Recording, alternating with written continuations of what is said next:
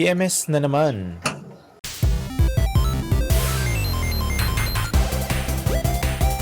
Magandang araw sa inyo mga kasonet at welcome back sa aking mumunting channel.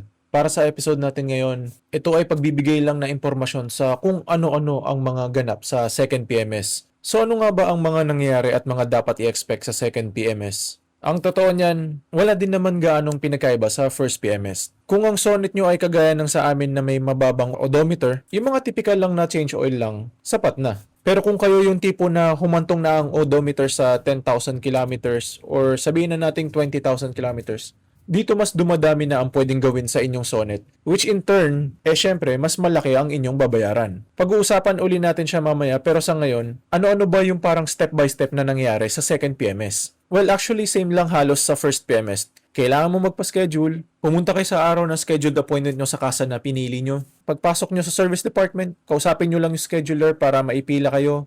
Hintayin nyo turn nyo na matawag ng service advisor para hingiin at i-take down details nyo at ng sonnet nyo. Abot nyo susi nyo sa kanila, hintayin nyo ma-inspect ng mechanic nila yung sonnet nyo. Pag natapos na, ire-report nila yan sa service advisor. Aabutan kayo ng service advisor ng papel na job order ng PMS nyo, hawakan nyo lang. Then ipapasok na nila yung sonnet nyo sa servicing area nila para gawin ang PMS niya. Then tambay na lang kayo sa kasa or gumala muna kayo sa labas habang naghihintay kasi matagal din yan. Pag okay na sonnet nyo, kukontakin kayo either ng scheduler or ng service advisor via call or text para sabihin na okay na sonnet nyo. Tapos aalisin na nila sa service area yung sonnet nyo. At ipapark muna nila sa designated parking area nila or yung waiting area nila.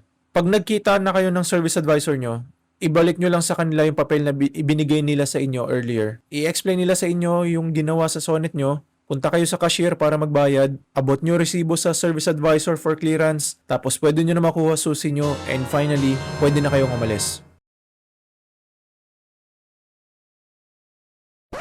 Take note lang na dapat pumunta kayo na maaga sa schedule nyo kasi hindi nila nasusunod ang oras. So far, dapat 2 visit lang ang gagawin namin kasi nga naman ay 2 PMS lang ang madadaanan namin dahil 1 year pa lang ang sonnet namin. Pero dahil sa naging issue namin sa power windows, 4 na beses kaming nagpabalik-balik doon in total. Yung 2 doon ay yung regular na PMS, yung isa doon is yung pag-attempt sana namin na mag-walk-in para maipaayos yung power window namin, which is pinila ko pa talaga at inagahan ng pagpunta pero to no avail sa Alabang, ayaw nila ng ganun. Then yung panghuli doon na punta namin is yung talagang napagkasunduan naming schedule just for the sake lang ng power window motor na yan. Doon muna tayo sa usapang PMS. Gaya ng nabanggit ko kanina, same lang yan halos sa first PMS. Yung mga iaalok nila, yung gastos, etc. etc. Pinagkaiba lang is merong mga bagay na pwede mong i-skip noon na advisable na dapat mo nang i-avail ngayon. Kagaya ng mga cabin air filter at nung engine air filter. Yung cabin air filter kasi, kung ako tatanungin, tignan nyo muna kung talaga bang malinis pa or madumi na. Depende sa kasa pero instant minus 1,200 something din yan sa wallet mo. Hindi tayo pare-parehas ng mga kalsada at daanan na tinatahak. So yung iba kahit na ba halimbawa naka 10,000 na sa odometer nila pero let's say for example puro naman province driving tapos napakalinis sa lugar nila, mataas chance na malinis pa yung filter nyo. Kung kagaya naman ng karamihan na madalas ang binabiyahe ay sa polluted metro, mataas chance na madumi na filter nyo. Pero kung kagaya naman namin na bihira bumiyahe tapos mixed scenarios din, may chance na di pa gaano madumi filter nyo. Pag ganun, pwede naman pabugahan na lang muna yan ng hangin para malinis siya ng onte.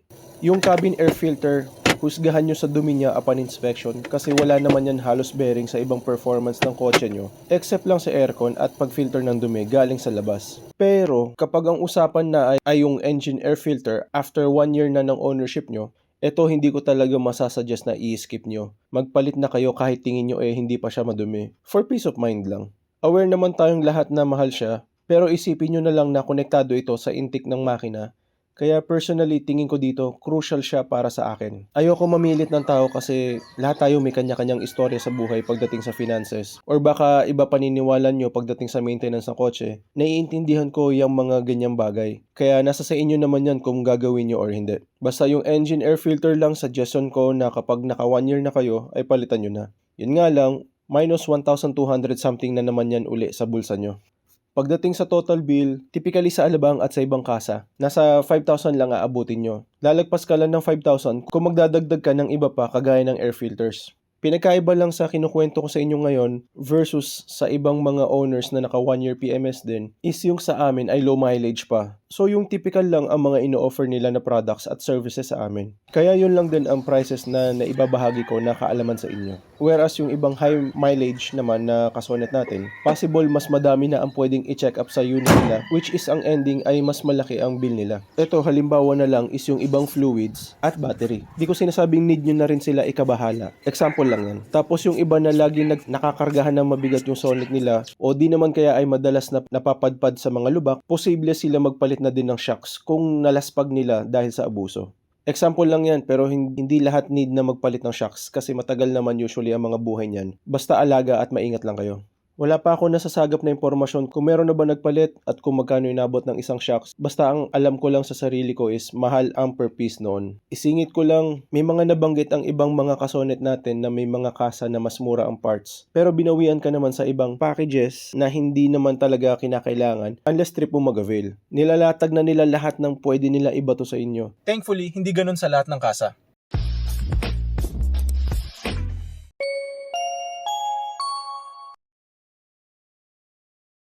Yung second PMS namin, inabot kami ng 9 hours, which is supposedly dapat yung mga 2.5 hours to 3 hours lang. Shoutout nga pala kay Sir Mac na nakita namin doon at nakasabay namin magpa-PMS that day. Ayun, so napa-absent kami ng wife ko ng di oras. Imagine niyo na lang kung magkano nawala sa amin that day of work sana. Na-tsempohan namin that day na nagkaroon ng influx sa mga nagpapaservice na mga BYD. Nung umaga, medyo okay pa eh. Maluwag pa. Kaso, a few moments later, base sa nakita ko that day, from the looks of it, parang nawindang yung mga service advisor sa tambak ng trabaho dahil nag-queuing. Tapos parang kulang din yata sa trabahador that day. Tapos may nangyari pa sa power window motor namin. Kaya sabi ko na lang sa sarili ko, na nakikita ko na kung ano magiging ending ng araw na to. Sadyang mahirap din kasi sa side namin. Pero still, inintindi ko yung stress levels ng mga tao dun sa kasa at ng wife ko that day. With all honesty, na-appreciate naman namin sila na sinubukan nilang ayusin yung problema. Ilang araw din ang lumipas at naayos din naman yung window motor in the end. Bad shot lang talaga sa amin kasi napa-absent kaming dalawa sa pansarili naming buhay at saka sa trabaho namin. Pero still, ito lang ang masasabi ko sa kanila. Seryoso to. Maraming salamat. Nonetheless, yun lang naman talagang kailangan nyo malaman para sa second PMS ng Kia Sonet nyo. Every after change oil, makakaramdam kayo na parang nagiging peppy uli yung takbo ng Kia Sonet nyo. Repost ko lang uli para sa mga nagbabalak na magpa-schedule ng kanilang mga appointment sa Kia Alabang. Ito po ang number ng scheduling department nila. Ma-accommodate nila kayo basta within office hours lang. Pwede naman normal call or text, pero preferably through Viber gusto nila. Tapos, update lang recently, may mga changes na naganap sa AC Mobility in general. Kaya huwag kayong mabibigla kung marami kayong makikitang BYD na pumipila din sa service department ng Kia Alabang.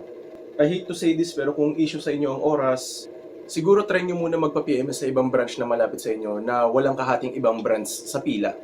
Unless na sort na ni AC Mobility ang pagka-jump pack sa Kia Alabang, then sa tingin ko okay na magpa-PMS dun sa Alabang. I'm not saying na hindi maganda sa Alabang. Sadyang bumagal lang serbisyo nila lately kasi nasa transition stage pa lang sila. Ngayong nag-boom ang customer base ng bago nilang brand sa umbrella nila, which is yung BYD. Para sa kalaman ng lahat, matagal lang may iba't ibang brands na kinikater at sinaservicean si AC Mobility doon sa building kung saan nakalocate yung Kia Alabang at yung Maxus Alabang. Pero that time, all is well pa. Tolerable pa kumbaga. Ang problema kasi ngayon is yung oras na nalilikom nyo gawa ng mga BYD customers nila, dumadami na rin. At nung mga panahon na yun, doon din nila pinapadala at syempre, dumadami at tumatagal ang pila. Linawin ko lang, wala akong galit or sama ng loob sa mga clients nila na bumili ng BYD. Ang gusto ko lang iparating sa inyong sabihin ay magkakaroon muna kayo ng kahati sa pagpila sa service department hanggat hindi pa nabibigyan ni AC Mobility ng separate na service department ang BYD nila na brand.